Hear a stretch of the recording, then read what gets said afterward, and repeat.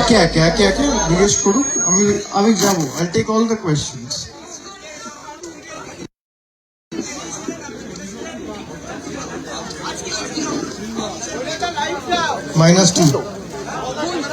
-2 আগে 0 ছিল, আজকে -2, আরো 2 নম্বর কমলো কেন সেটা আগামী দিন প্রমাণ হবে।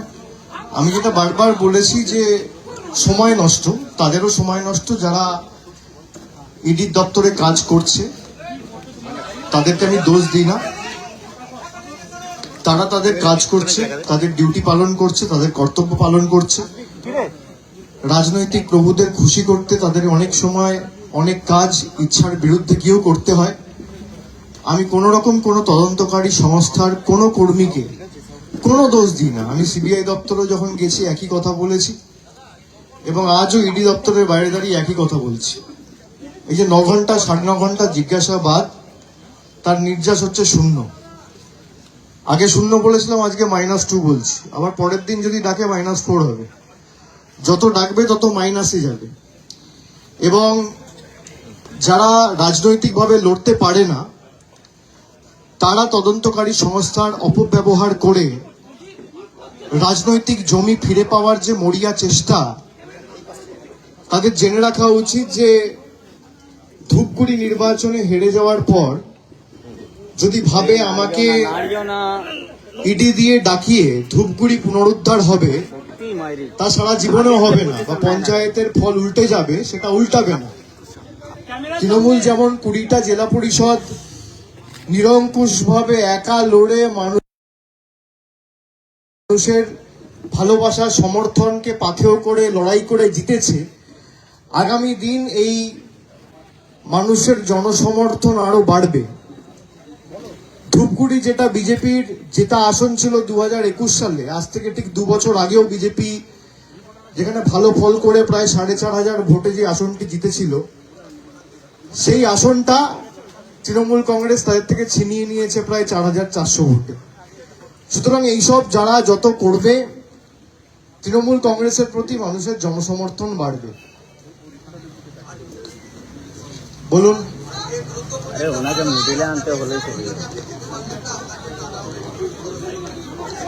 না, এটা আমি মানুষের কাছে ছেড়ে দিচ্ছি।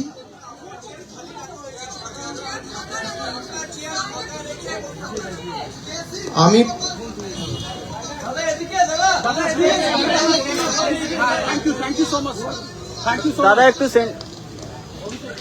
আচ্ছা, এই রিলেটেড আর কারোর কোনো প্রশ্ন রয়েছে? আমি একবারে নিয়ে নিচ্ছি।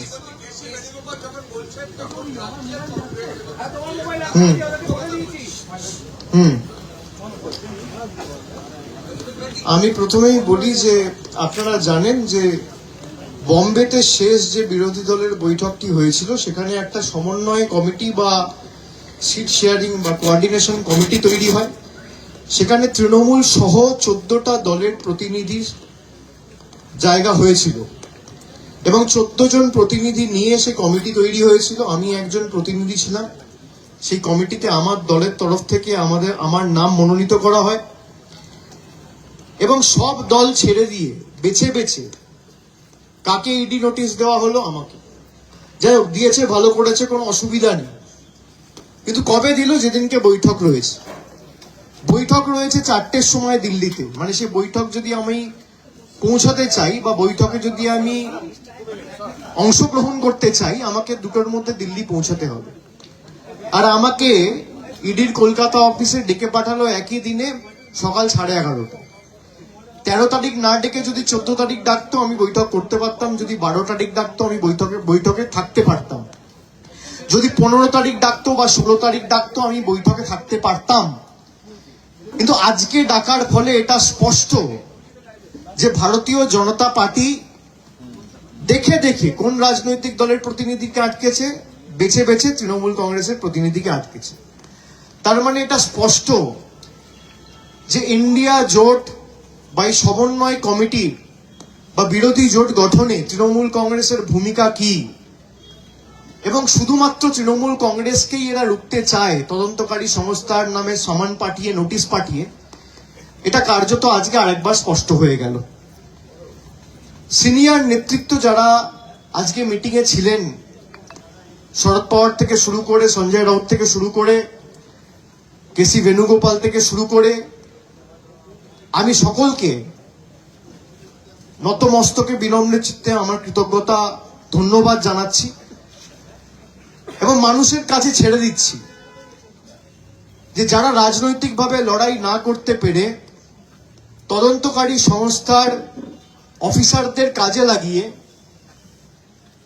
একটা রাজনৈতিক দলকে এবং তার সার্বিক কর্মসূচিকে মানুষকে অঙ্গীকারবদ্ধ জোটবদ্ধ করার লক্ষ্যে যেভাবে অবিচল থেকে ইন্ডিয়া কাজ করতে চাইছে, সেই প্রক্রিয়ায় বাধা সৃষ্টি করছে, সেই প্রক্রিয়াকে বাধাপ্রাপ্ত করছে, তার জবাব যেন আগামী দিন মানুষ দেয়। আমি অনুরোধ করব সবাইকে, বিশেষ করে তৃণমূল কংগ্রেসের সর্বস্তরের প্রতিনিধি, কর্মী, সমর্থকদের, যে লড়াইয়ের প্রতি আমরা আরো অঙ্গীকারবদ্ধ হব। নবজোয়ারের সময় আমি যখন কর্মসূচি পালন করছিলাম, আমার যাত্রার মধ্যেখানে সিবিআই আমাকে একদিনের সময় দিয়ে নোটিশ দিয়ে নিজাম প্যালেসে তাদের সদর অফিসে ডেকে পাঠিয়েছিল। আমার কাছে সময় হয়তো ছিল না, আমি একদিন আগে জানতে পেরেছি, আমি সেদিনকে বাঁকুড়ায় ছিলাম। তাও আমি গিয়ে তদন্তকারী সংস্থায়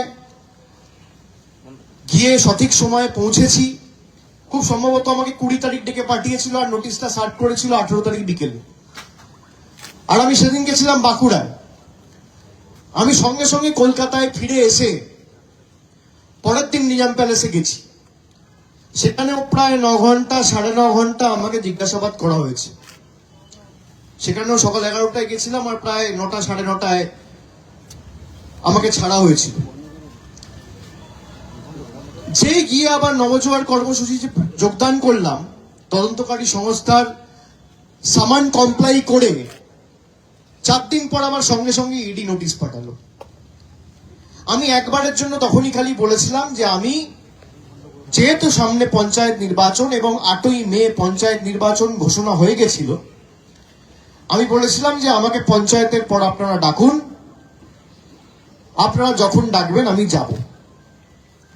পঞ্চায়েতের পর গত 10 তারিখ সামান ইস্যু করে আমাকে আজ অর্থাৎ 13 তারিখ, যেদিনকে ইন্ডিয়ার কোঅর্ডিনেশন কমিটির বৈঠক, সেদিনকে সকাল 11:30টায় ইডির সদর দপ্তরে আসার জন্য সমন জারি করা হয়। আমি চাইলে, আমাকে অনেকে বলেছিল যে আপনার তো কর্মসূচি ঠিক করা আছে, আপনার তো দিল্লি যাওয়ার কথা। এমনকি অন্যান্য রাজনৈতিক দলের প্রতিনিধি যারা কমিটির মেম্বার, তারাও একাধিক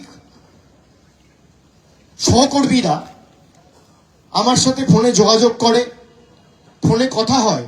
তারা আমাকে অনুরোধ করে যে আপনি ইডির অফিসে যাবেন না, আপনি আমাদের বৈঠকটায় আসুন। আমি তাদের অনুরোধ করি যে আমি তাদের কাছে ক্ষমা চেয়ে বলি যে আপনারা থাকুন, আপনারা কমিটির বৈঠক চালান, দয়া করে মিটিং পোস্টপোন বা ক্যান্সেল করবেন না। তার কারণ বৃহত্তর মানুষের স্বার্থে আপনারা লড়াই করছেন, আর আমার লড়াইটা আমি নিজে লড়ে নেব। আমি ইডির অফিসে যাব, আমাকে যা প্রশ্ন করবে, আমার লুকানোর কিছু নেই, আমার ঢাকার কিছু নেই, আমার ধামা চাপা দেওয়ার কিছু নেই। আমাকে যা প্রশ্ন করবে আমার উত্তর তৈরি, আমি উত্তর দিয়ে দেবো, আগেও দিয়েছি, আবার দেবো, ভবিষ্যতেও যদি ডাকে আমি আসবো, সহযোগিতা করব, এটা আমার কর্তব্য। ঠিক একইভাবে আমি ইডি অফিসে এসেছি, সকাল 11:30টায় এসে পৌঁছেছি, আপনারা দেখেছেন। আমাকে যা যা প্রশ্ন করেছে, আমি প্রত্যেকটা প্রশ্নর আমার যতটুকু জানার কথা, বলার কথা, আমি নিশ্চিতভাবে সহযোগিতা করে প্রত্যেকটা প্রশ্নের উত্তর দিয়েছি। এবং আমি বলেছি আগামী দিনও যদি আপনাদের দরকার হয় জানাবেন, আমি আসব। আমি কোথাও যাচ্ছি না। আর 9 ঘন্টার জায়গায় যদি আপনি ভাবেন যে 24 ঘন্টা জেরা করে অভিষেক বন্দ্যোপাধ্যায়ের মেরুদণ্ড বিক্রি হয়ে যাবে, আমাকে টানা 48 ঘন্টা জেরা করলেও বা 72 ঘন্টা জেরা করলেও বা 96 ঘন্টা জেরা করলেও আমার এতটুকু কিছু যায় আসে না। তার কারণ আমরা বারে বারে বলে এসেছি, আবার বলছি, আর যাই হোক, বাংলার মানুষ নিজের মেরুদণ্ড দিল্লির নেতা বা বহিরাগতদের কাছে বিক্রি করতে জানে না। আমরা আত্মসমর্পণ করতে জানি না, আমরা বশ্যতা স্বীকার করতে জানি না। তদন্তকারী সংস্থার কাজ করবে। কিন্তু আজকে আমি যদি জিজ্ঞেস করি, গত জুলাই মাসে 2022 সালের 22শে জুলাই খুব সম্ভবত, বা 23শে জুলাই পার্থ চ্যাটার্জি অ্যারেস্ট হয়েছে। প্রায় 14 মাস হয়ে গেছে। আপনি বলুন কি হয়েছে? সারদায় সিবিআই ইনভেস্টিগেশন করছে, ইডি ইনভেস্টিগেশন করছে। 9ই মে 2014 সালে সুপ্রিম কোর্ট অর্ডার দিয়েছিল সিবিআই ইনভেস্টিগেশনের। 2014 থেকে আজ আমরা 2023 সেপ্টেম্বর, 9.5 বছর হয়ে গেছে, এখনো ট্রায়াল শুরু হয়নি। নারদা 2016-তে হয়েছে, 2017-তে হাইকোর্ট অর্ডার দিয়েছে সিবিআই এনকোয়ারি। 7 বছর ধরে সিবিআই এনকোয়ারি হয়েছে। যারা মেরুদণ্ড বিক্রি করে অন্য জলে চলে গেছে তাদের গ্রেপ্তার করা তো দূরের কথা, তাদেরকে একবার ডেকে পর্যন্ত পাঠায়নি। এই যদি তদন্তকারী সংস্থার ভূমিকা হয়, ভারতবর্ষের প্রধানমন্ত্রী কথায় কথায় যখন 2012 সালে গুজরাটের মুখ্যমন্ত্রী ছিলেন, তখন তিনি বলতেন সিবিআই মানে হচ্ছে Congress bureau of investigation. CBI credibility নিয়ে প্রশ্ন তুলতেন। আমি আজকে প্রশ্ন তুলতে চাই, এই কেন্দ্রীয় তদন্তকারী সংস্থার ক্রেডিবিলিটি কি আপনাদের নেতৃত্বে? 9 বছর ধরে একটা তদন্ত চলছে। তদন্তের নামে আপনারা দিনের পর দিন, মাসের পর মাস, বছরের পর বছর লোককে জেল কাস্টাডিতে রাখছেন, হেফাজত চাইছে। সেন্ট্রাল গভর্নমেন্টের লয়ার, কাউন্সিলরা গিয়ে কোর্টে প্লিড করছে। আমি আজকে আপনাকে জিজ্ঞেস করতে চাই, প্রায় 9 বছর ধরে সুদীপ্ত সেন কাস্টাডিতে, কটা লোক সারদার টাকা ফেরত পেয়েছে? প্রায় 14 মাস ধরে পার্থ চট্টোপাধ্যায় জেলে। আপনি বলুন কি সুরাহা হয়েছে? কে ন্যায় বিচার পেয়েছে এই তথাকথিত শিক্ষা দুর্নীতিতে? এই যে অ্যালেন্স স্কুল এডুকেশন স্ক্যাম কথাটা ব্যবহার করা হচ্ছে, কে বিচার পেয়েছে?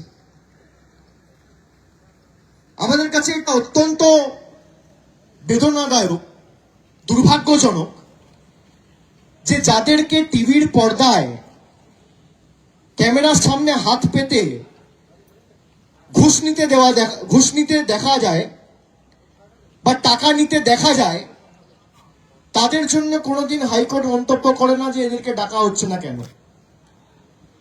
যার বিরুদ্ধে কিছু নেই, খালি তাকে রাজনৈতিকভাবে লড়াই না করতে পেরে তাকে তদন্তকারী সংস্থাকে দিয়ে হেনস্থা করার জন্য কেউ কেউ কি ভূমিকা নিয়েছে আমি তাদের নাম না নিয়েই বা বললাম।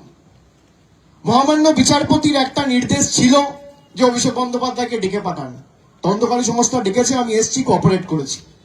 আমি অনুরোধ করব তদন্তকারী সংস্থাকে যে আমার স্টেটমেন্ট সেই বিচারপতির সামনে জমা করা হোক, বা অন্য কোঅর্ডিনেট বেঞ্চে যেখানে মামলা চলছে সেখানে আমার স্টেটমেন্ট জমা করা হোক। আমি ইডির অফিসের বাইরে দাঁড়িয়ে ইডিকে চ্যালেঞ্জ করে যাচ্ছি যে আমি যে স্টেটমেন্ট আজকে দিয়েছি, আগামীকাল মামলার হিয়ারিং আছে, আপনি সেই বেঞ্চে বা তার কোঅর্ডিনেট বেঞ্চে আমার স্টেটমেন্ট জমা করুন যে আমি কি বলেছি। আর আমি তো প্রথম দিন থেকে যা বলছি আমি আজও একই কথা বলছি। এই এতক্ষণ ধরে আপনারা দাঁড়িয়ে আছেন, আমি মাঝে মাঝে ভাবি এত গরমের মধ্যে বৃষ্টি পড়ছে তাও আপনারা আপনাদের কাজ করছেন। আর ইডি সিবিআই প্রত্যেক 2 মাস 3 মাস 4 মাস অন্তর অন্তর একটা প্রথার মতো হয়ে গেছে। যখনই নির্বাচন আসবে, পঞ্চায়েত নির্বাচনের সময় ডাকা, এখন যেহেতু ধূপগুড়িতে হেরেছে, পঞ্চায়েত নির্বাচনে গোহারা হেরেছে, তাই ডেকে হেনস্থা করা। আবার দেখবেন 3-4 মাস পরে কোন একটা নির্বাচন আসবে বা লোকসভা এগোবে, তারপর আবার ডাকাডাকি শুরু হবে। এটা প্রচলিত প্রথার মতো হয়ে গেছে এবং নির্যাস শূন্য। কোন দোষী শাস্তি পেয়েছে বা আলটিমেটলি কেউ ন্যায় বিচার পেয়েছে, বা ন্যায় বিচার যার পাওয়ার কথা তাকে ন্যায় বিচার পাওয়ার ক্ষেত্রে সদার্থক বা ইতিবাচক ভূমিকা সিবিআই বা ইডি পালন করেছে আপনি দেখাতে পারবেন না। টাইম বাউন্ড ইনভেস্টিগেশন হোক না, একটা কেস 10 বছর ধরে চলছে, তার ট্রায়াল শুরু হয়নি, আপনি ভাবতে পারছেন? সারদা হয়েছিল 2012, 13, 14 অর্ডার হয়েছে, 23 ট্রায়াল শুরু হয়নি। তার মানে এডুকেশন স্ক্যামের ট্রায়াল শুরু হতে হতে 2034, 35, 36। আপনি বিচার পাবেন কোত্থেকে? আর কেউ যদি বিজেপিতে চলে যায়, সে ধোয়া তুলসী পাতা, 7 খুন মাপ, সে যাই করুক। আমি তো সিবিআই দপ্তর থেকে যখন বেরিয়েছিলাম মে মাসে, আমি বলেছিলাম, আমাকে নাম ধরে ধরে প্রশ্ন করা হয়েছে, আপনারা এই ভদ্রলোককে চেনেন কি, আপনি এই ভদ্রলোককে চেনেন কি চেনেন না। তার মধ্যে 90% নাম ছিল মুর্শিদাবাদ আর পূর্ব মেদিনীপুর জেলার। আপনি দেখাতে পারবেন একজনকে গ্রেপ্তার করেছে?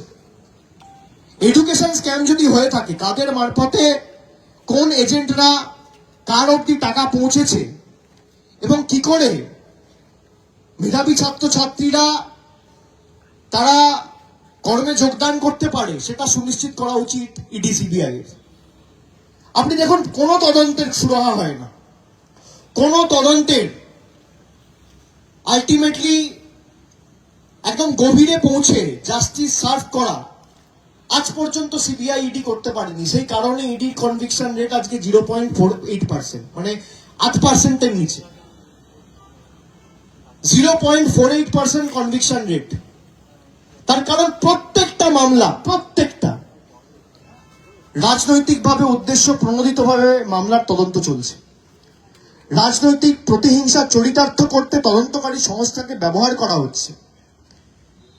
সেই কারণে আজকে কনভিকশন রেট 0.48%। আমাকে যে প্রশ্নগুলো করা হচ্ছিল উপরে, নিশ্চিতভাবে আমি তার উত্তর দিয়েছি। আমি বিস্তারিত সংবাদ মাধ্যমের সামনে সেগুলো বলতে বদ্ধপরিকর নই, কিন্তু আমি মনে মনে ভাবছিলাম যে আমরা আজকে, বিশেষ করে আপনারা যারা এখানে আছেন বা বাংলায় যারা আমরা বড় হয়েছি বা থেকেছি বা রয়েছি, আমরা ছোটবেলায় ফেলুদার গল্প পড়েছি, সিনেমা দেখেছি। ফেলুদা, জটায়ু, তপসে, মানে ফেমাস যে ট্রায়ো, সেখানে আপনারা দেখবেন, আপনাদের নিশ্চয়ই মনে আছে, জটায়ু ফেলুদাকে প্রশ্ন করত যে আমি যে দৃষ্টিভঙ্গিতে দেখছি তুমিও সেই দৃষ্টিভঙ্গিতে দেখছো, আমি যা দেখছি তুমিও তাই দেখছো, তাহলে তুমি তদন্ত করে প্রকৃত দোষীকে বার করতে পারছো, আমি পারছি না কেন? ফেলুদা খুব ইন্টারেস্টিং একটা উত্তর দিয়েছিল। ফেলুদা বলেছিল, তোমার সাথে আমার তফাৎটা দৃষ্টিভঙ্গিতে, আমি যা দেখছি তুমিও তাই দেখছো, কিন্তু দৃষ্টিভঙ্গির তফাৎ এতটুকুই, আমি আগে অপরাধ দেখি, তারপর অপরাধী খুঁজি, আর তুমি মনে মনে আগে ঠিক করে নাও যে অপরাধীটা কে, তার উপর অপরাধ জোর জবরদস্তি চাপিয়ে দিতে চাও। এটা ফেলুদা জটায়ুকে বলছে। ইডি আর সিবিআই এর তদন্ত পুরোপুরি জটায়ুর মতো। এরা আগে থেকে অপরাধী ঠিক করে নেয় মনে মনে, যে এই ভদ্রলোক বা এই ভদ্রমহিলা বা এই লোক বা এই যুবক বা এই যুবতী, এর মাথার উপর চাপিয়ে দিতে হবে, তারপরে অপরাধ সাজানোর চেষ্টা করে। সেজন্য কোনোদিন সুরাহা হয় না। আর আমি তো চ্যালেঞ্জ করেছি, আমি আজও বলছি, আমার বিরুদ্ধে কিছু থাকলে আপনি ফাঁসির মঞ্চ তৈরি করুন, আমি গিয়ে মৃত্যুবরণ করবো। 2020-তে বলেছিলাম, 21, 22, 23, 24, 25, 26 যতদিন বাঁচবো একই কথা বলবো।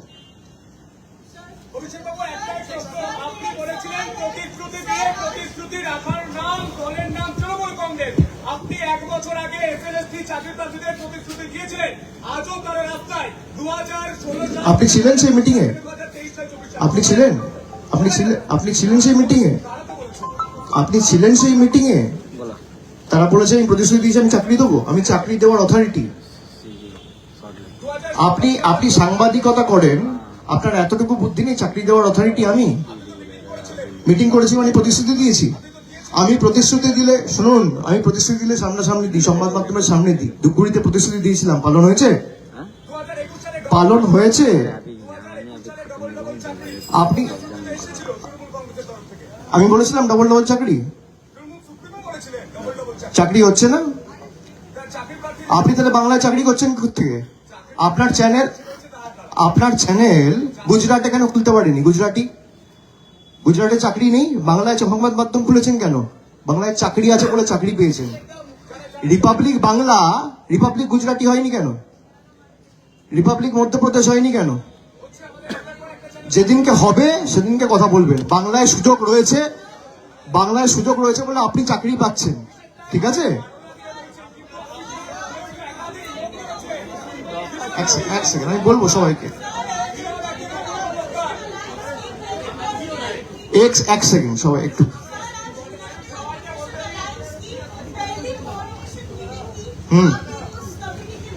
जी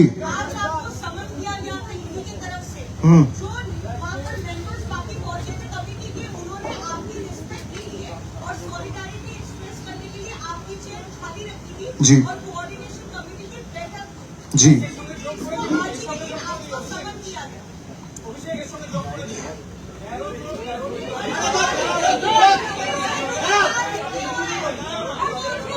अच्छा আমি বলে দিচ্ছি, বুঝে গেছি, বলে দিচ্ছি। पहली बात तो यह है कि मैं सबका बहुत बहुत आभारी हूं, क्योंकि जो भी ये स्टेटमेंट दिया है या मेरे साथ सॉलिडरिटी एक्सप्रेस किया है वो बहुत सीनियर लोग हैं, बहुत बुजुर्ग लोग हैं और बहुत दिन का अनुभव है उनका राजनीति में। चाहे वो शरद पवार साहब हो या संजय राउत जी हो या केसी वेणुगोपाल हो जो कांग्रेस का प्रतिनिधि है, या आपका राघव चड्ढा हो, जितने भी राजनीतिक दल के वहां पे मेंबर्स थे, मैं सबका शुक्रगुजार हूं। बट मैं खुश हूं कि आज बैठक हुआ और भारत का हित में ये बैठक हुआ। और क्या बात हुआ क्या नहीं हुआ ये तो मुझे पता नहीं है, मैं अभी अभी निकला हूं, मैं जरूर उनसे बात करूंगा। और मैं यही कहना चाहता हूं कि आने वाला दिन में ये लड़ाई जारी रहे और सर झुकाने में से हम लोग नहीं हैं। और आप इतना देखिए कि जो 14 मेंबर कमेटी बना है उसमें बीजेपी के तरफ से, ईडी की तरफ से नोटिस किसको आया? खाली तृणमूल को आया, मुझे आया और कोई पार्टी को नहीं गया। मैं किसी को लेस इंपॉर्टेंट या लेस सिग्निफिकेंट प्रूव करने का कोशिश नहीं कर रहा हूं। मैं ये कह रहा हूं कि ये साबित करता है कि तृणमूल का भूमिका या रोल इस ऑपोजिशन अलायंस को फोर्ज करने में कितना महत्वपूर्ण है। So it is a testament to the fact that the kind of role Trinamool Congress has played in the last few months to forge this opposition alliance and to make sure that every party has come together irrespective of their political differences and keeping their egos and differences aside. And I thank each one of them for expressing solidarity in my favor and standing beside me in these trying times.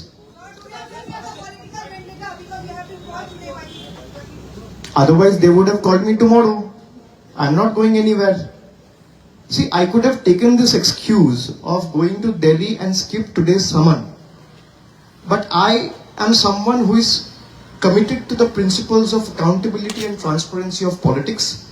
And I don't want to use this as a excuse to evade the investigation. I don't want to use the excuse of going to Delhi to evade the investigation. I have done my duty. I have come to the ED office, joined the investigation, faced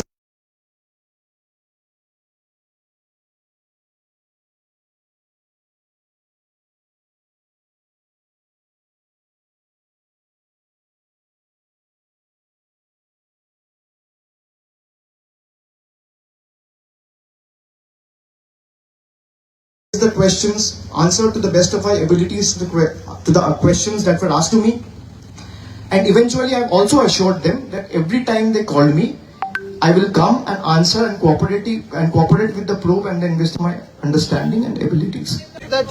দেখুন, কেসি বেণুগোপাল হচ্ছে কংগ্রেসের of accountability and transparency of politics, and I don't want to use this as a নেতৃত্ব এক কথা বলছে, যেটা আপনি বলছেন আমি এখনো পর্যন্ত দেখিনি, আমি জানিও না, আমি তো ভিতরে ছিলাম।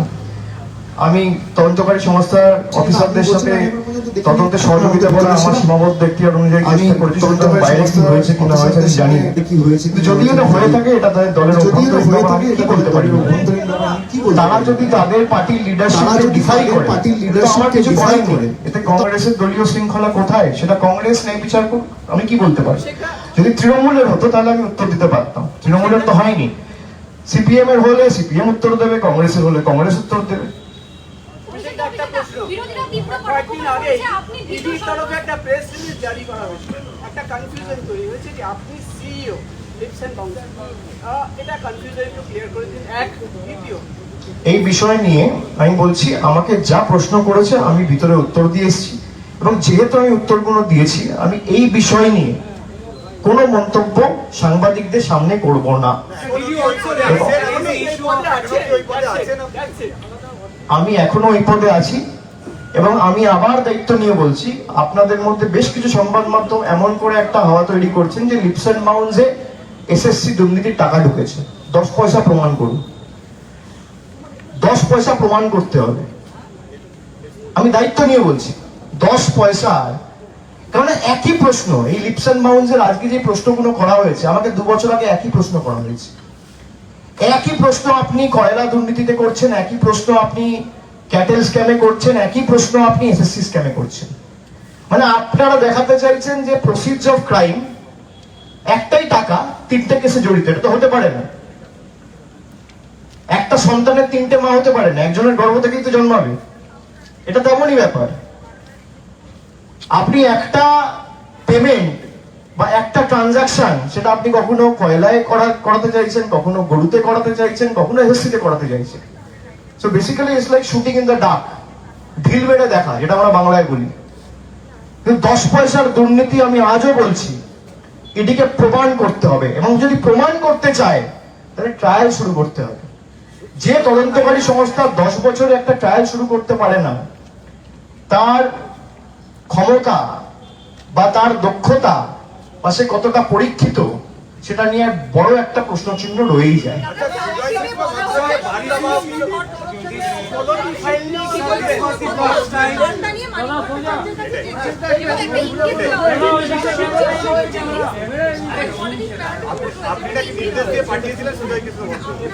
ইডির দায়িত্ব প্রমাণ করা, ইডি করে দিক, আমাকে ডাকতে হবে না, ফাঁসির মঞ্চ এখানে তৈরি করুক। This was the first time that you and ED officers met, and we This was not the first time. In this context, after 16 files were allegedly downloaded in one of the computers of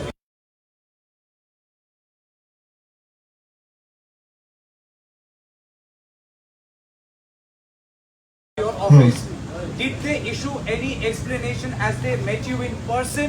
Was there any apology, any explanation? No, they haven't. They haven't. And why should I expect any apology or clarification from them? The matter is sub judice in court. Let them go and clarify before the court and the bench. Any matters involving money trade. Manipur war is on for the past 4 months, and no war can survive without money. Do you think ED should also investigate there? They won't, because their hands are tied. That is what I'm trying to say. ED and CBI are investigating by following the pick and choose policy, which is extremely unfortunate. And we have raised this time and again, the kind of scams that has been happening in different places of the country, especially in the BJP ruled states. You will never see an ED raid in Gujarat. You will never see an ED raid in Madhya Pradesh. You will never see an ED raid in Assam. Has there been a single ED raid in the last 10 years in Gujarat? Can you show me one? Has there been a single ED raid in Assam? And the current Chief Minister has been named by Himanta Biswa Sharma in the petition that was filed before the CAMM 2 years back by the director of Sharoda Group of Companies, Sudipto Sen himself. So it is extremely unfortunate. Wherever you have a BJP government, neither will the state police act against the perpetrators, nor will the ED or CBI or the central agencies for that matter will act against the perpetrators. ED only goes to state where there is an opposition government, and to the best of their benefit, they put their entire might, blitz, vigor, entire weight in ensuring they're able to topple the government. Wherever they're not able to topple the government, they will continue to put these pressure tactics. Like you have seen what has happened in Maharashtra. The biggest accused in Maharashtra was Ajit Pawar. He has so many ED, CBI cases dangling on his head. Now he is a part of the NDA government. He joined the BJP and he became pure. No one is there to question him right now. He is the deputy CM of the NDA government. You saw what happens with Eknath Shinde and the 40 MLAs that switch side. 30 of them have ED cases dangling on their head. ED has not questioned them ever since they joined and changed or switched sides. This is ED for you, this is CBI for you. And I don't blame the officers working in the directorate. They are doing their duty. They are only following orders and obeying their political masters, which is ultimately leading to destruction of the country and its economy. Because BJP in the name of double engine government is looting the country. BJP is not able to face and fight the opposition. That's why it is using ED, CBI to its benefit. Let there be free and fair investigation. If Shubhendu Adhikari can be seen taking money on television, what is compelling ED to not call him? What is compelling CBI not to call him? What is compelling these investigating agencies not to act against those who have joined the BJP? There is no answer.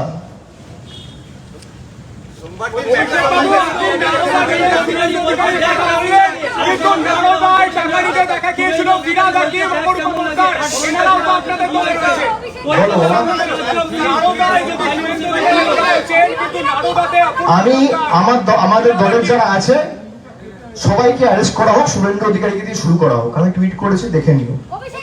এটা নিয়ে 1 ঘন্টা show করো তোমার channel. যে অভিষেক ব্যানার্জি বলেছে যে যারা নারদায় অভিযুক্ত, এফআইআর নেম অ্যাকিউজড, তাদের তোলা হোক, শুভেন্দু অধিকারীকে দিয়ে শুরু করা হোক। তুমি কথা বলছো বাংলা, নামটা দিয়েছো রিপাবলিক বাংলা, বাংলা কথা বলছো না? আমি বলছি যারা ইনভলভড, এফআইআর নেম অ্যাকিউজড, যারা, সে তৃণমূল হোক বিজেপি হোক, তাদের সবার শাস্তি হোক, শুভেন্দু অধিকারীকে দিয়ে শুরু করা।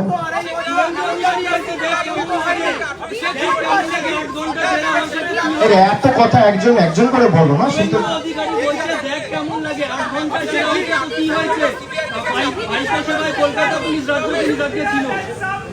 শুভেন্দু অধিকারী আজকে বলছে দেখ কেমন লাগে 8 ঘন্টা জেরা হয়েছে, কি হয়েছে? শুভেন্দু অধিকারী এবং তার ভাইকে বারবার হ্যারাসমেন্ট করা হয়েছে। কলকাতা পুলিশ, রাজ্য পুলিশ আজকে ভাইপো সেবা। ওকে বললাম ধূপগুড়িটা ভাল লেগেছে? আমি যদি বলি ধূপগুড়ি ভাল লেগেছে, দেখ কেমন লাগে। আমি তদন্তকারী সংস্থা ব্যবহার করে দেখ কেমন লাগাতে চাই না, আমি রাজনৈতিকভাবে হারিয়ে দেখ কেমন লাগাতে চাই।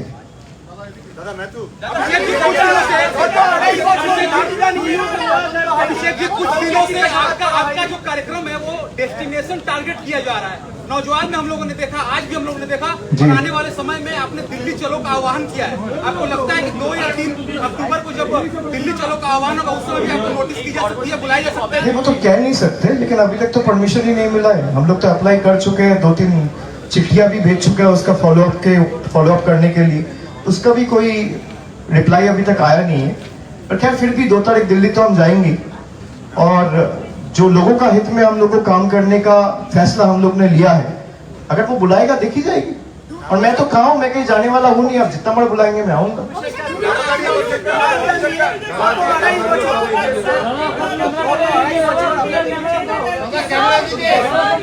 আরে প্রশ্নটা তো শুনি, তারপর তো ক্যামেরার দিকে। জিজ্ঞাসাবাদ করা হয়নি, হঠাৎ ভোটের আগে ম্যাথিউ স্যামুয়েলকে 2.5 বছর পর আবার চালু করা হয়েছে সোমবার দিন 10:30 আসতে পারে। আর সেটা আমি সংবাদ মাধ্যমে দেখলাম, খুব সম্ভবত গতকাল আপনারা ব্রেক করেছেন। এটা কি হবে? আলটিমেটলি 0। তো 7 বছর ধরে তদন্ত চলছে, 7 বছর ধরে তদন্ত চলছে, নারদা তদন্ত। কি হয়েছে? ধরুন ম্যাথিউ স্যামুয়েলসকে জেরা করেছে বা সামান পাঠিয়ে আসতে বলেছে 2-4 দিন বাজার গরম করার জন্য। শুনুন, সুদীপ্ত সেন নিজে বলেছে শুভেন্দু অধিকারী আমার থেকে টাকা নিয়েছে, তারপর তাকে অ্যারেস্ট করা দূরের কথা, একবার ডাকেনি। এই সমস্ত কেসগুলোতে যখন যারা টাকা নিয়েছে বা মানুষকে প্রতারিত করেছে নিজের পকেট ভরতে, তারা গ্রেপ্তার হবে, তখন বুঝতে পারবো এই তদন্তকারী সংস্থাগুলো নিরপেক্ষ। শুনুন, ডাকা হয়েছে 2-4 দিন বাজার গরম করার জন্য, আর কিছুই না। আপনি বলুন না, নারদা তো আলটিমেটলি সবাই দেখেছে, এখানে তো ইনভেস্টিগেশন কি আছে? তো টিভির পর্দায় সবাইকে টাকা নিতে দেখা গেছে, তো অস্বীকার করার জায়গা নেই।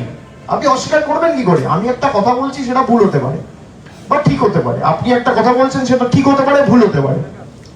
আমি টিভির পর্দায় ভিডিওতে যা দেখছি সেটা কোনো ভুল হতে পারে? সেটা তো ভুল হতে পারে না। তো তারপরও যারা একটা সামান পাঠিয়ে তাদেরকে ডাকে না, তার কারণ তারা বিজেপিতে চলে গেছে। আপনি কি করে এদের থেকে এক্সপেক্ট করবেন যে এটা নিরপেক্ষভাবে কাজ করবে বা এদের থেকে আপনি প্রকৃত জাস্টিস এক্সপেক্ট করবেন? এটা কার্যত অসম্ভব। এবং বিচার ব্যবস্থার দৃষ্টি আমি আকর্ষণ করতে চাই যে কারোর বিরুদ্ধে কিছু না থাকলেও আপনারা বলছেন তাকে ডেকে পাঠাও, কিন্তু একটা লোককে টিভির পর্দায় ক্যামেরার সামনে টাকা নিতে দেখা গেছে, 7 বছরে কোনো বিচারপতি বলেনি তাকে ডেকে পাঠাও। বিচার ব্যবস্থায় যারা কাজ করছেন আমি সকলকে নতমস্তকে প্রণাম জানাচ্ছি, শ্রদ্ধা নিবেদন করছি, কিন্তু আমি তৃণমূল করি বলে আমার জন্য আইন আলাদা আর সে বিজেপি করে বলে তার জন্য আইন আলাদা, সেটা হতে পারে না। আইপিসির যে ধারা, সিআরপিসির যে ধারা, পিএমএল এর যে ধারা আমার জন্য অ্যাপ্লিকেবল, তার জন্য অ্যাপ্লিকেবল। সে তৃণমূল করুক, বিজেপি করুক, সিপিএম করুক আর নির্দল করুক। সুতরাং নিরপেক্ষ ভূমিকা পালন করার জন্য আমি অনুরোধ করব, সংবাদ মাধ্যমকেও করবো আর বিচার ব্যবস্থাকেও করবো। কিন্তু আপনি কি এখনো সিইও পদে আছেন? বললাম তো।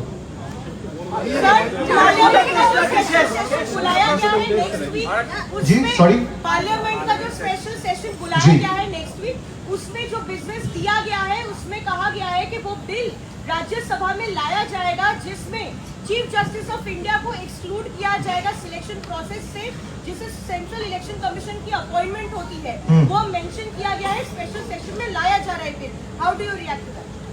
See, until and unless I go through the bill, जब तक आप देखोगे नहीं आप बात नहीं कर सकते हो। तो बिना पढ़े, बिना समझे, बिना सोचे कुछ ऐसे टिप्पणी नहीं किया जा सकता अचानक। Let me go through the bill and eventually when I meet you next after going through the bill, I'll definitely offer my comments.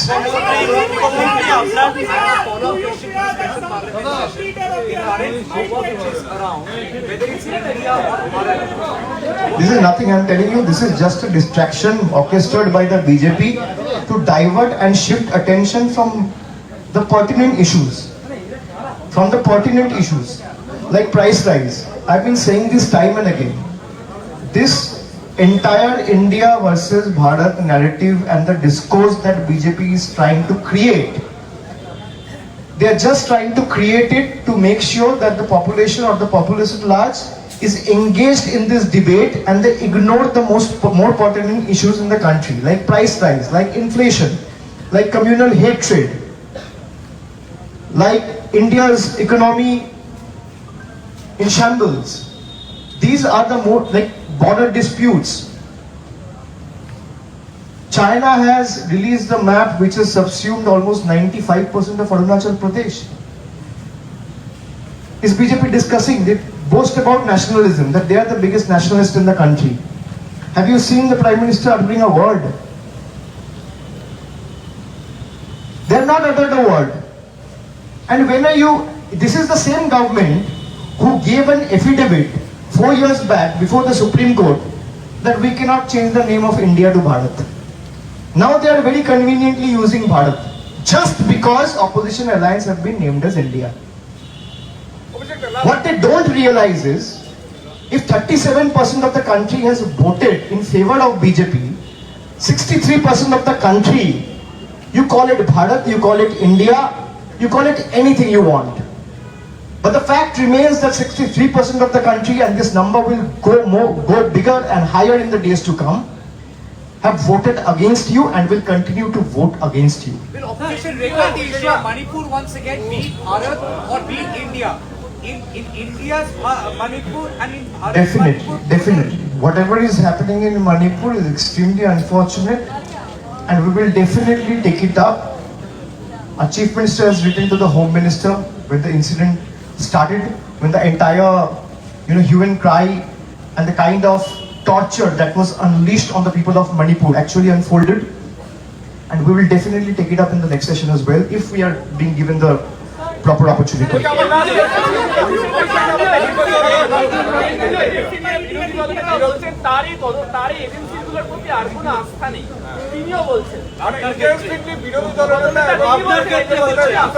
আস্থা রাখতে বলুন, আগামী দিন ইন্ডিয়া সরকার আসবে আর উনি গ্রেফতার হবে, উনি আস্থা না রাখলে কি করে হবে? বিজেপি থাকবে না, ইডি থাকবে, সিবিআই থাকবে, ভারতবর্ষের সংবিধান থাকবে। কেন্দ্রীয় তদন্তকারী সংস্থার উপর আস্থা রাখতে বলুন। অভিষেক দা আবার শেষ এতদিন আস্থা ছিল না, এবার আস্থা রাখতে হবে, অভিষেক দা শেষ কারণ এবার আর ইন্ডিয়া না, ইন্ডিয়া সরকার হবে। অভিষেক দা শেষ দুটো প্রশ্ন মুখ্যমন্ত্রী কয়েকদিন আগে আসুন আপনি কি ভীত সন্ত্রস্ত?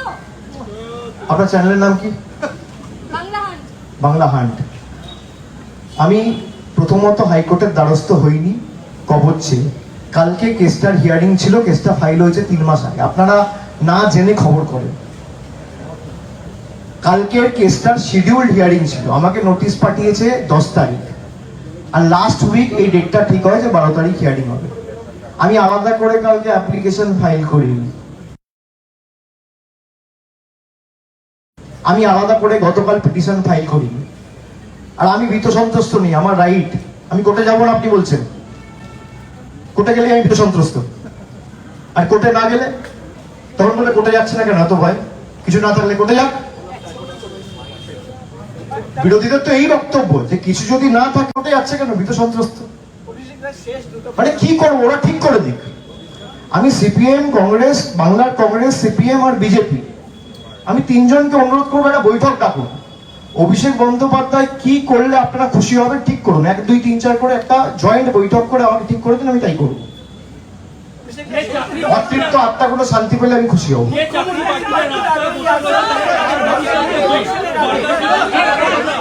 তাদের ভবিষ্যৎ সুনিশ্চিত করতে গেলে সিবিআইডি কে নিরপেক্ষভাবে কাজ করতে হবে। রাজ্য সরকারের হাত বাঁধা, তদন্ত চলছে, হাইকোর্টে মামলা সাবজুডিস। যদি তদন্ত ঠিক না হয় তারা কোনোদিন বিচার পাবে না, আর তদন্ত রাজনৈতিকভাবে প্রভাবিত, এটা অত্যন্ত দুর্ভাগ্যজনক। আমি এটাই এতক্ষণ ধরে বলছি বা আপনাদের বোঝানোর চেষ্টা করছি।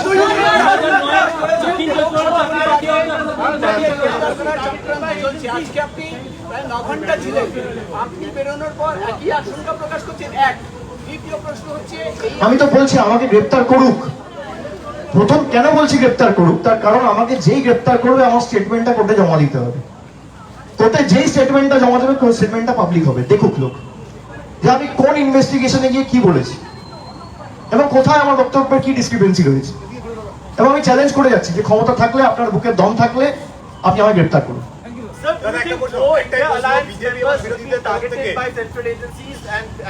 This has become the new normal. So this is expected. This is a testament to the fact that BJP is not able to take on its political opponents and fight it politically. That's why they are taking the help of the investigating agencies and unleashing them.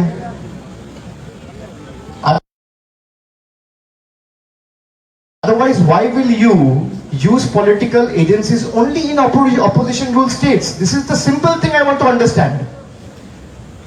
You tell me, Nirav Modi has made a scam of 15,000 crores.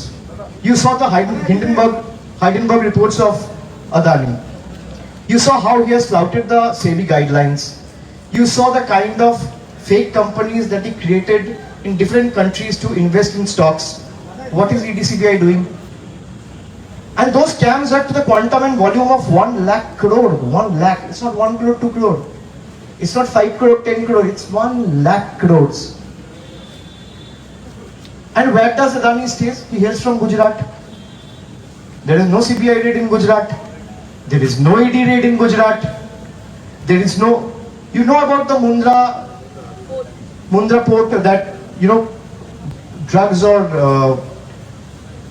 substances that was generally banned was seized to the tune of 8,500 crores. Has there been any investigation after that? No. Where is Mundra port? Where is Mundra port? Gujarat. Has there been any CBI ED raid or case or summons going to different people in Assam? No. What about Maharashtra? Ajit Pawar and his entire gang shifted side, jumped from, you know, the MVA dispensation to the BJP ruled NDA. They're all walking away scot-free. Nobody is there to question him. This is the plight of the country. This is the situation of the country. Anyone who has committed murders, crimes, any kind of irregularities, financial irregularities, you do whatever you want. Just go and join BJP. There will be no one to touch you. You will walk away scot-free. That is the new normal. And it's unfortunate. But having said that, I truly believe that eventually this precedence will end, because ultimately in a democracy, it's not the political party or the organization who has the last word, it's the people of the country. So if 100 crore people decide unitedly that we will oust them from power and vote for a better government who will not talk about communal bigotry or communal,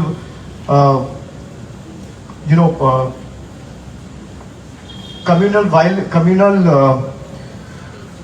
tension, hatred, or any kind of, divisive politics, then people will have the last word.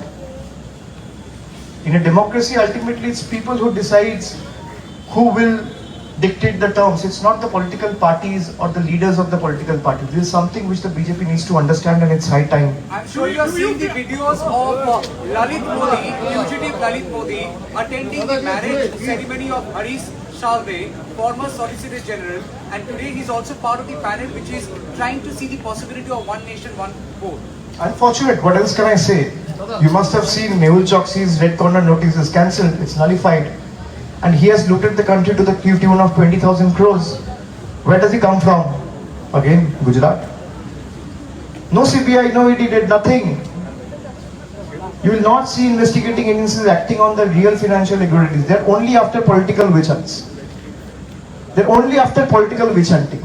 They're only after opposition leaders to make sure that this keeps them busy.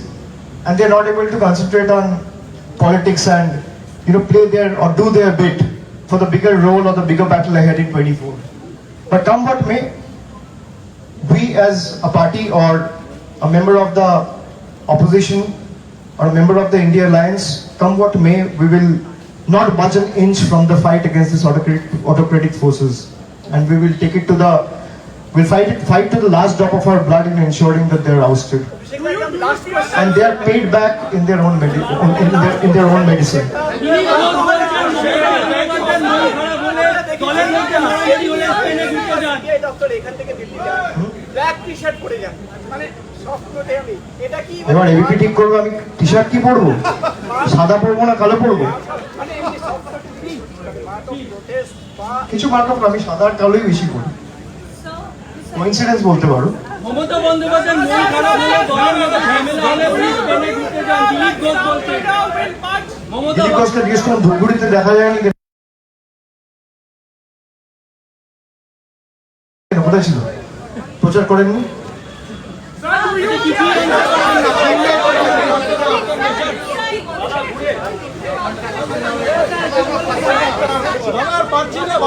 আমাকে এই বিষয়ে যা প্রশ্ন করা হয়েছে আমি তদন্তকারী সংস্থাকে বলে এসেছি, উত্তর দিয়ে এসেছি।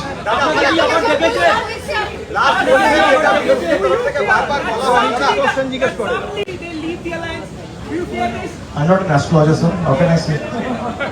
It depends on your might and metal. If you have it in you and you think that I will not bow down, come what may, you'll not bow down. And if you think that I will, ultimately succumb to the pressure or concede, you will concede. So I am not an astrologer. I can tell you about me. Even if they chop my throat, I will not bow down. I'm built differently. I'm not built like that. You do whatever you can, whatever might you have, you exert. Let's see, if I have to bow down, I'll bow before the power of the people. I'll not bow before the people in power. It's as simple as that. বিধায়ক মন্ত্রীকে 40,000 টাকা বেড়ে গেল। কি আন্দোলনকারীরা বলছে বিধায়ক মন্ত্রীকে 40,000 টাকা করে বেড়ে গেল। তাদের দিয়ে কবে করবে? যতবার এসেছেন কালোটাই পড়েছেন, এটা কি বিদ্রোহের প্রতীক? তো বললাম তো, এটা পিওর কোইন্সিডেন্স। আমি সাদা কালো বেশি পড়ি, এবার তোরা মনে করে দিলে পরে আবার সাদা পড়ে আসবে।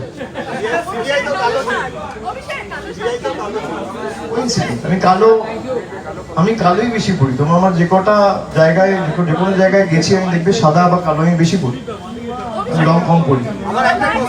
মন্ত্রী বিধায়কদের 40,000 টাকা করে বেতন বেড়েছে। ডিএ আন্দোলনকারীরা বলছে তাদের বেতন কবে বাড়বে? ডিএ আন্দোলনকারীদের বলুন তাদের মামলা সুপ্রিম কোর্টে সাব জুডিস, সুপ্রিম কোর্ট যা নির্দেশ দেবে তাই হবে। যাদেরকে গ্রেপ্তার করা হয়েছে এখন পর্যন্ত, তারা একটা সময় তৃণমূল যুব কংগ্রেসের নেতা হিসেবে বিভিন্ন জেলায় তারা দায়িত্বে ছিলেন, যে সময় আপনি যুব সভাপতি ছিলেন। এখান থেকে বলা হচ্ছে তারা চাকরি দেওয়ার নাম আপনি ভুল দেখেছেন। 2019-এর 2020-র অ্যাপয়েন্টমেন্ট লেটারটা দেখুন, যেটা রিলিজ করা হয়েছিল, সেখানে শান্তনু বন্দ্যোপাধ্যায়কে আমি সরিয়েছি। তার আগে উনি টাকাটা আর নাম বলুন, কুন্তল ঘোষ। কুন্তল ঘোষ আমার আন্ডারে দেখতেছিল কোন জেলায়? দেখাতে পারবে? দেখাতে পারবে? কোথাও ছিল না। যে কোনো অ্যাপয়েন্টমেন্ট লেটার আছে আপনি দেখান। আর যদি কেউ ভুল করে থাকে, আমি তো বারবার বলছি ভাই, সে তৃণমূল হোক, বিজেপি হোক, কংগ্রেস হোক, সিপিএম হোক, তার যাবজ্জীবন হোক, কঠোরতম শাস্তি হোক, কিন্তু পিক অ্যান্ড চুজ কেন? আমি তো এইটুকু জিজ্ঞেস করছি। তুমি শুভেন্দু অধিকারীকে টাকা নিতে দেখেছো? হ্যাঁ কি না? হ্যাঁ কি না? ফুটেজ দেখা গেছে, তুমি দেখেছো তো? নিজে বলছো দেখেছো। আপনাদের দলে ছিল, ব্যবস্থা নিলেন না কেন? কেন ইডি সিবিআই ইনকোয়ারি কি সিবিআই তৃণমূলের আন্ডারে হাইকোর্ট যখন দিয়েছিল? শুভেন্দু অধিকারী যখন টাকা নিয়েছিল যখন তৃণমূলে ছিল 2017 সালে হাইকোর্ট অর্ডার দিয়েছিল সিবিআই ইনকোয়ারি হবে। সিবিআইটা তৃণমূল চালায়? সিবিআইটা তৃণমূল চালায়? আপনারা দলের থেকে ব্যবস্থা নেননি কেন সেই সময়? সিবিআইটা তৃণমূল চালায়? আমি সেটা জিজ্ঞেস করছি। আর এফআইআর নেম অ্যাকিউজড, যেটা বিজেপি চালিয়ে বড় বড় করে বিজেপির দপ্তর থেকে সিদ্ধার্থনাথ সিং দেখিয়েছিল, তাকে যে বিজেপি নিল, বিজেপিকে প্রশ্ন করেছেন যে আপনারা নিয়েছেন কেন? করেছেন? সারদা স্টিং অপারেশনটা কে দেখিয়েছিল, তৃণমূল না বিজেপি? বিজেপি যখন দেখিয়েছিল, যখন অমিত শাহ পদলেহন করে হাঁটুতে হাত দিয়ে পায়ে হাত দিয়ে বিজেপি জয়েন করলো, তখন আপনি অমিত শাহকে জিজ্ঞেস করেছিলেন যে এফআইআর নেম অ্যাকিউজকে আপনি বিজেপিতে নিলেন কেন? আপনার ক্ষমতা নেই, আপনার মেরুদণ্ড নেই, আপনার সিদ্ধারা নেই। সেই সময় তো তৃণমূলেই ছিল আপনারা। যখন বিজেপিতে জয়েন করলো, আমি আপনাকে কি জিজ্ঞেস করছি? আপনি তখন তো তৃণমূলেই ছিল শুভেন্দু অধিকারী, যখন আপনারাই বা ব্যবস্থা নেননি কেন? কেস সাবজুডিস ছিল বলে ব্যবস্থা নেই। আর আমি তখন জেনারেল সেক্রেটারি ছিলাম না, তখন আমাকে জিজ্ঞেস করতেন, দরকার হলে আমি যদি জেনারেল সেক্রেটারি থাকতাম। আমি 2020 হয়েছি, আমি জেনারেল সেক্রেটারি 2021 হয়েছি। 2021 পর আপনি বলুন ব্যবস্থা নেই, আমি জবাব দেবো। প্রশ্ন করুন। এবার কি আপনি অমিত শাহকে প্রশ্ন করতে পারবেন? আপনি জেপি নাড্ডাকে প্রশ্ন করতে পারবেন? আপনার মেরুদণ্ড আছে? আছে? আছে? আপনি যদি অমিত শাহকে প্রশ্নটা করতে পারেন, পরের দিন রাজনীতি ছেড়ে দেবো আমি। যে এফআইআর নেম অ্যাকিউজ শুভেন্দু অধিকারীকে আপনি কেন নিয়েছেন? কি কারণে নিয়েছেন? আপনি যে দৃঢ়তা নিয়ে আমাকে প্রশ্ন করছেন, একই দৃঢ়তা নিয়ে প্রশ্ন করতে হবে। কিন্তু এই যে 5-6 বার ধরে কেন করেননি 5-6 বার ওনাকেও জিজ্ঞেস করতে হবে। যদি আপনি একই দৃঢ়তা নিয়ে আর একই মানসিকতাকে নিয়ে অমিত শাহকে প্রশ্ন করতে পারেন, আমি রাজনীতি ছেড়ে দেবো। আপনার চ্যানেলের নাম কি? রিপাবলিক? দি 24 ঘন্টা। দি 24 ঘন্টা তরফ থেকে গিয়ে জিজ্ঞেস করবেন, এবং আমাকে এসে জিজ্ঞেস করবেন পরের দিন যে আপনি বলেছিলেন, আমরা প্রশ্ন করেছি, একই দৃঢ়তা নিয়ে।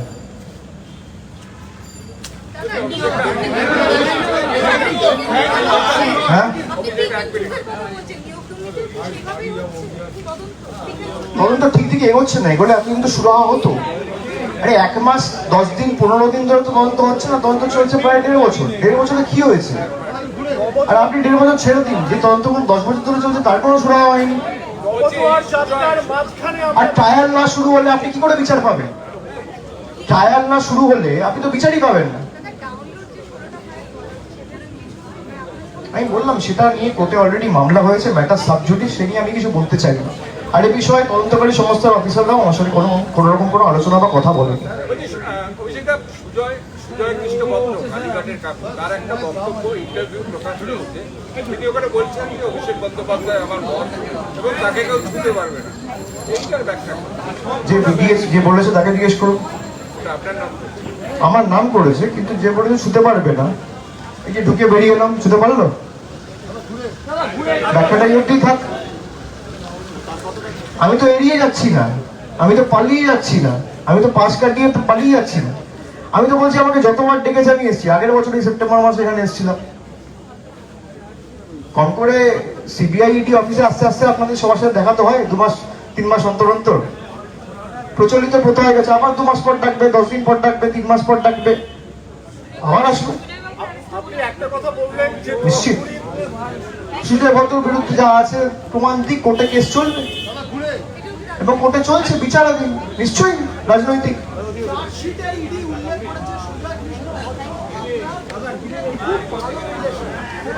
তাহলে ইডিকে বলুন আমায় অ্যারেস্ট করতে, ইডি ছাড়ছে কেন?